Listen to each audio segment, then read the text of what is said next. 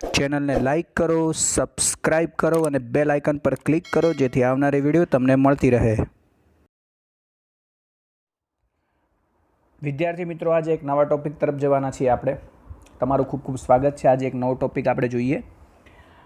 Last time આપણે પ્રાણી જે છે એના દ્વારા થતું પરાગનયનને જોઈને ગયા. આજે જે ટોપિક જોવાનો છે એ બાહ્ય સંવર્ધન પ્રયુક્તિઓનો છે. તમને એક્ઝામમાં બે રીતે આ પ્રશ્ન પૂછાતો હોય. પરપરાગનયનને એવો પણ પ્રશ્ન પૂછાય કે પરપરાગનયનને ઉત્તેજવા માટેની બાહ્ય સંવર્ધન પ્રયુક્તિઓ સમજાવો. અથવા એવો પણ પ્રશ્ન પૂછાતો હોય કે સ્વપરાગનયનને અવરોધવા માટે અને પરપરાગનયનને ઉત્તેજવા માટેની પ્રયુક્તિઓ સમજાવો. હવે સપુષ્પી વનસ્પતિઓ આ વસ્તુ કરતી હોય છે. હવે વિદ્યાર્થી મિત્રો, એક વસ્તુ સમજી લો કે આપણે આગળ બે વસ્તુને આપણે એકદમ કોન્સેપ્ટ ક્લિયર હોવો જોઈએ કે કોને આપણે સ્વપરાગનયન કહીએ અને કોને આપણે પરપરાગનયન કરીએ. હવે અહીંયા આગળ હું તમને એક ડાયાગ્રામથી પહેલાં એક વસ્તુ સમજાવી દઉં કે સ્વપરાગનયન કોને કહેવાય અને પરપરાગનયન કોને કહેવાય. યાદ રાખો કે અહીંયા આગળ કોઈ એક પુષ્પ છે. આ પુષ્પ જે છે એક વનસ્પતિના અંદર બે વસ્તુ, દ્વિલિંગી પુષ્પનો મતલબ થશે કે એના અંદર સ્ત્રી કેસર અને પુંકેસર બંને જોવા મળે. આ સ્ત્રી કેસર છે, એની પાસે આ પુંકેસર જોવા મળે. હવે વિદ્યાર્થી મિત્રો, કે આ જ પુષ્પ જે તૈયાર થયું, આ પુષ્પની અંદર જો સ્ત્રી કેસર અને પુંકેસર બંને એક સાથે જોવા મળે તો આવા પુષ્પને આપણે દ્વિલિંગી પુષ્પ કહેતા. હવે દ્વિલિંગી પુષ્પોની અંદર ઘટના એવી થાય કે અહીંયા આગળ પુંકેસરમાંથી ઉત્પન્ન થતી પરાગરજ જે છે એ જ વનસ્પતિના અંદર રહેલા પુષ્પના સ્ત્રી કેસરના પરાગાસન પર સ્થાપિત થતી હોય. હવે વારંવાર આ પરાગરજ જે છે એ સ્ત્રી કેસરના પરાગાસન પર સ્થાપિત થતી રહે તો એક સમય એવો થશે કે આની પર એક દબાણ ઉત્પન્ન થશે, જે દબાણને આપણે અંતઃસંવર્ધન દબાણ કહીએ, જેને આપણે ઇનબ્રીડિંગ પ્રેશર કહેવાય. મારો કહેવાનો મતલબ એમ છે કે કોઈ એક પુષ્પની અંદર રહેલા પુંકેસર, આ જે પુંકેસર છે, આ પુંકેસરમાંથી જેટલી પરાગરજો આવશે બધી પરાગરજ વારંવાર આની પર પડશે. આ પરાગનયનને સ્વપરાગનયન કહેવાય.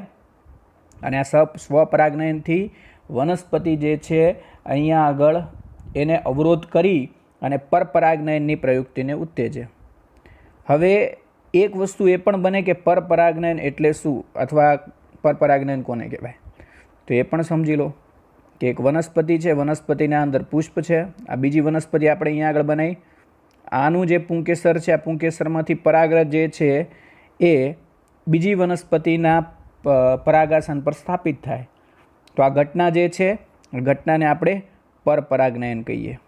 અને જે સ્વપરાગનયનની ઘટના છે એક જ પુષ્પની અંદર રહેલા પુષ્પોમાં થાય. એ જ વસ્તુને અહીંયા આગળ સમજાય છે.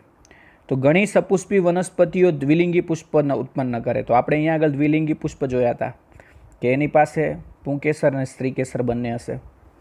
તેથી પરાગરજ તે જ પુષ્પના પરાગાસનના સંપર્કમાં આવે છે. તો મેં તમને વાત કરી હતી, એ જ પુષ્પના પરાગાસનના સંપર્કમાં આવવાથી ત્યાં આગળ એક દબાણ ઉત્પન્ન થાય.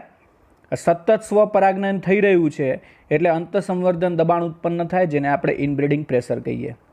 આવી વનસ્પતિઓમાં સ્વપરાગનયનને અવરોધવા માટે મેં તમને વાત કરી હતી કે સ્વપરાગનયનને અવરોધવું પડશે, કારણ કે વારંવાર એ જ પુષ્પની પરાગરજ જે છે એના પર સ્થાપિત થઈ રહી છે. હવે કંટાળે પુષ્પ કે બહારની કોઈ એ જ વનસ્પતિ જે છે એવી બીજી કોઈ વનસ્પતિનું પુષ્પની પરાગરજ એના પર સ્થાપિત થાય.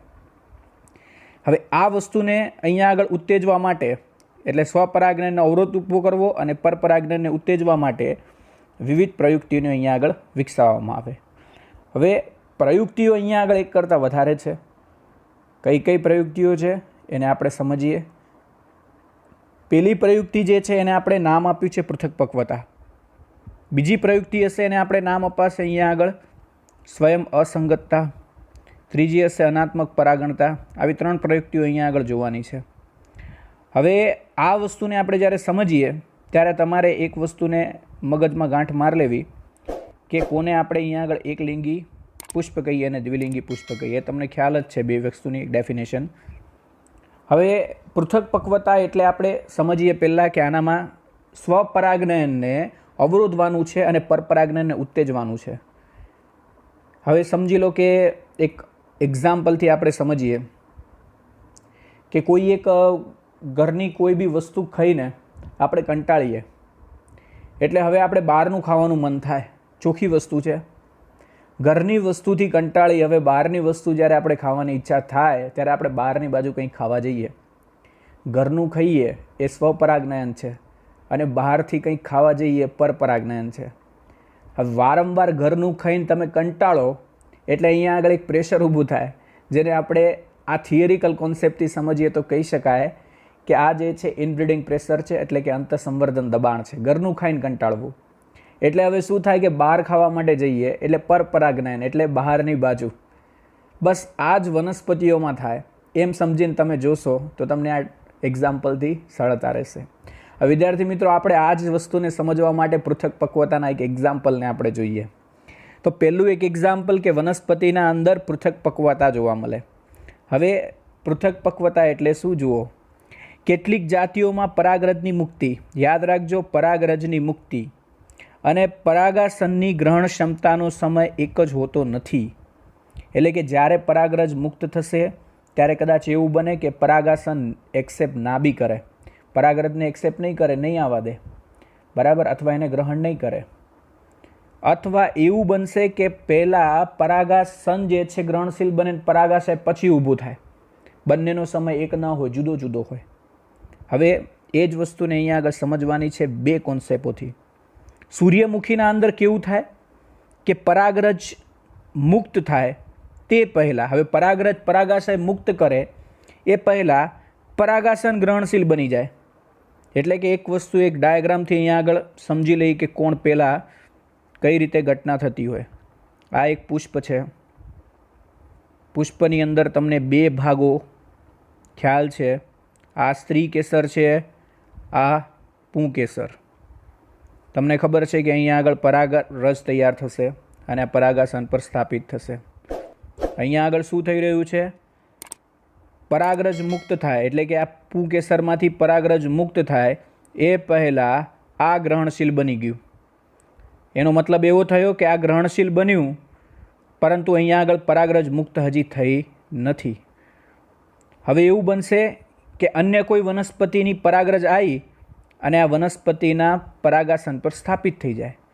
એટલો મતલબ એમ થયો કે સ્વપરાગનયન તો અટકી ગયું, પરંતુ અન્ય કોઈ વનસ્પતિ પરથી પરાગરજ આવીને આની પર સ્થાપિત થઈ એટલે પરપરાગનયન થયું. આવું કેમ થયું? કારણ કે બંને સાથે મળી ન ચાલ્યા. બંને એક સમયે અહીંયા આગળ બંનેનો સમય એક નથી થતો, અલગ અલગ થાય. કે જ્યારે પુંકેસરમાંથી પરાગરજ મુક્ત થઈ ત્યારે પરાગાસન ગ્રહણશીલ નહોતું બનતું. તો આવું રીઝન થયું, એના કારણે પરપરાગનયન થઈ ગયું. ને આ કેમ કરાયું? આ કરાયું છે વનસ્પતિ દ્વારા, અને એ ટેકનિક્સને આપણે પૃથક પક્વતા કહીએ. તો યાદ રાખજો પૃથક પક્વતા એટલે શું અને એ સૂર્યમુખીમાં કેવું હોય. તમને પરીક્ષામાં પ્રશ્ન પૂછાઈ શકે કે પરાગરજ મુક્ત થાય તે પહેલાં પરાગાસન ગ્રહણશીલ બની ગયું. આવું એક્ઝામ્પલ કોનું હતું? સૂર્યમુખી. હવે આ જ વસ્તુ, આ જ ડાયાગ્રામને આપણે ફરી પાછું કોના માટે સમજીએ તો યાદ રાખજો કે પામ્સ. હવે પામ્સની અંદર આ વસ્તુ કેવી જોવા મળે? તો એનામાં સિસ્ટમ કંઈક અલગ છે. તો એનામાં પરાગરજ મુક્ત થાય, યાદ રાખજો પરાગરજ મુક્ત થાય તેના શબ્દ પકડજો, ઘણા સમય પહેલાં પરાગાસન ગ્રહણશીલ બની જાય. પહેલાંની અંદર આપણે બોલતા પરાગરજ મુક્ત થાય એના પહેલાં પરાગાસન ગ્રહણશીલ બનતું. આ પરાગરજ મુક્ત થાય તેના ઘણા સમય પહેલાં, આ તો બહુ લોંગ ટાઈમ, 1 અવર 2 અવર, ઘણા લોંગ ટાઈમ પહેલાં પરાગાસન ગ્રહણશીલ બની ગયું. તો એક્ઝામ્પલ એનું કયું લેવાય? તો પામ્સ લેવાય. તો એના કારણે પરપરાગનયન થઈ જશે અને સ્વપરાગનયન અટકી જશે વિદ્યાર્થી મિત્રો. તો આને આપણે પૃથક પક્વતા કહેતા. આવી જ એક બીજી ઘટના છે, યાદ રાખજો, કે જેને આપણે અહીંયા આગળ અનાત્મક પરાગણતા કહીએ. હવે અનાત્મક પરાગણતા એટલે શું એવો પ્રશ્ન પૂછાય તો તમારે યાદ રાખવું કે કેટલીક જાતિઓમાં પરાગાશય અને પરાગાસનના સ્થાન જે છે જુદા જુદા હોય. એટલે કે તે જુદા જુદા સ્થાને આવેલા હોય. એનો મતલબ કેવો કે બંને જે છે એક જગ્યાએ નહીં હોય. કદાચ એવું બને કે પુંકેસર, દાખલા તરીકે કોઈ એક પ્લાન્ટ્સ આપણે લઈએ, અહીંયા સમજીએ, આની અંદર આ એક પુષ્પ છે, બહુ ધ્યાનથી સમજજો. આ પુષ્પની અંદર આ સ્ત્રી કેસર છે, આ સ્ત્રી કેસર ઉપર છે તો પુંકેસર નીચે હશે. આ પુંકેસર નીચે. વિચારો કે આ પરાગરજ ક્યારે અહીંયા આગળ સ્થાપિત થઈને આની પર સ્થાપન પામે? બનવું તો એવું જોઈએ કે આ પુંકેસર ઉપર હોવા જોઈએ અને આ સ્ત્રીકેસર નીચે હોવું જોઈએ, જેથી પરાગરજ સરળતાથી આની પર સ્થાપિત થાય. પણ એવું નથી બનતું. ઘણા સમય અલગ વસ્તુ જોવા મળે. મેં તમને અહીંયા આગળ વાત કરી તે રીતે પુંકેસર નીચે જોવા મળશે અને પુંકેસર નીચે મળતા હોવાથી અહીંયા આગળ પરાગરજ જે છે એના સ્થાપન થવામાં અહીંયા આગળ તકલીફ ઊભી થાય. બસ આ જ કોન્સેપ્ટને આપણે અહીંયા આગળ અનાત્મક પરાગણતા કહીએ. અનાત્મક પરાગણતાનો બીજો મતલબ હું તમને કહું કે આ પરાગાસન અને પરાગાશય આ બંનેના સ્થાન જે છે, આ સ્થાન અહીંયા આગળ જુદા જુદા જોવા મળે. બસ આ જ વસ્તુને અનાત્મક પરાગણતા તરીકે આપણે ઓળખીએ. તો વિદ્યાર્થી મિત્રો, એને ડેફિનેશન એ જ આપી છે કેટલીક જાતિઓમાં પરાગાશય અને પરાગાસન જે છે જુદા જુદા સ્થાને આવેલા હોય છે. આથી પરાગરજ તે જ પુષ્પના પરાગાસનના સંપર્કમાં ક્યારેય આવતી નથી. એનો મતલબ મેં તમને આગળ આ ડાયાગ્રામથી બતાવ્યો.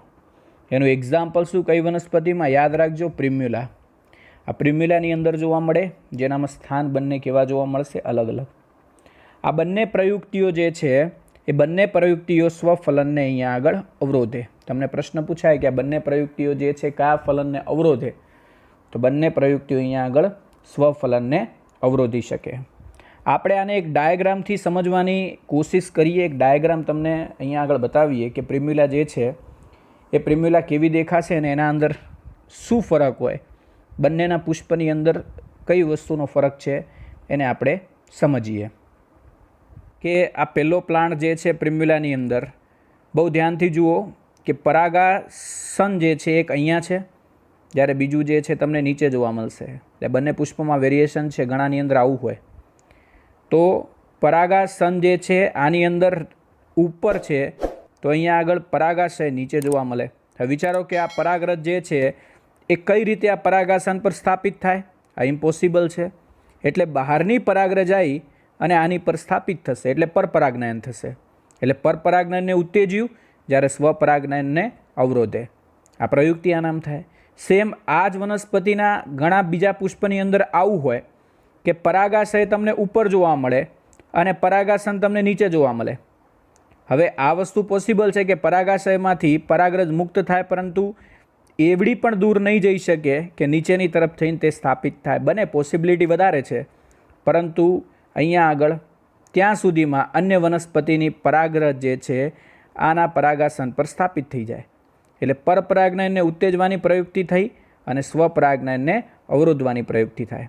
આ પ્રિમ્યુલાના પુષ્પોને તમે જોઈ શકો કે પ્રિમ્યુલાના પુષ્પોની અંદર રચના તમને કેવી જોવા મળે, અથવા એના અંદર જે ડાયાગ્રામ જે છે એને પણ તમે સમજી શકો કે બંનેના સ્થાન અહીંયા આગળ જુદા જુદા છે. મેં તમને પહેલાં વાત કરી કે આનામાં પરાગાસન નીચે છે, આનામાં પરાગાસન ઉપર છે. અહીંયા આગળ ધ્યાનથી જુઓ, પરાગાશય આનામાં નીચે આવ્યું તો આનામાં પરાગાશય ઉપર જોવા મળે. એટલે અહીંથી પરાગરજ મુક્ત થઈને આની પર જવાની અને અહીંયા આગળ પરાગરજ મુક્ત થશે અને તે અહીંયા આગળ સ્થાપિત થાય. પરંતુ પોસિબિલિટી બહુ ઓછી છે, એટલા માટે અહીંયા આગળ પરપરાગનયન થઈ જશે. અને પરપરાગનયન કરવા માટે જ વનસ્પતિ આવું કરે છે કે સ્થાન જુદા જુદા ઉત્પન્ન કરે પુષ્પની અંદર, ત્યાં આગળ આ પ્રયુક્તિઓને અટકાવી શકાય. તો યાદ રાખજો કે આને આપણે અનાત્મક પરાગણતા કહીએ. ઉપરની જે બે પ્રયુક્તિઓ જોઈ આપણે, એના અંદર પહેલી પ્રયુક્તિ જે હતી અનાત્મક પરાગણતા સાથે બીજી એક પ્રયુક્તિ જોઈને ગયા, જેને આપણે બે નામથી ઓળખતા. એક પૃથક પક્વતા. પૃથક પક્વતા, અનાત્મક પરાગણતા, આ બંને પ્રયુક્તિઓ બાદ અહીંયા આગળ એક ત્રીજી પ્રયુક્તિ જેને આપણે સ્વયં અસંગતતા કહીએ. જે ઉપરની બે જોઈ એ અહીંયા આગળ સ્વફલનને અવરોધતી હતી. હવે જે પ્રયુક્તિ છે એને આપણે કંઈક સમજવાની છે. તમને ક્વેશ્ચન્સ એવો પૂછાઈ શકે, સ્વયં અસંગતતા એટલે શું? યાદ રાખજો કે આ એક જનની ક્રિયાવિધિ છે, જેમાં એક જ પુષ્પ કે એક જ છોડના બે પુષ્પ વચ્ચે પરાગનયનને અટકાવી દેવાય.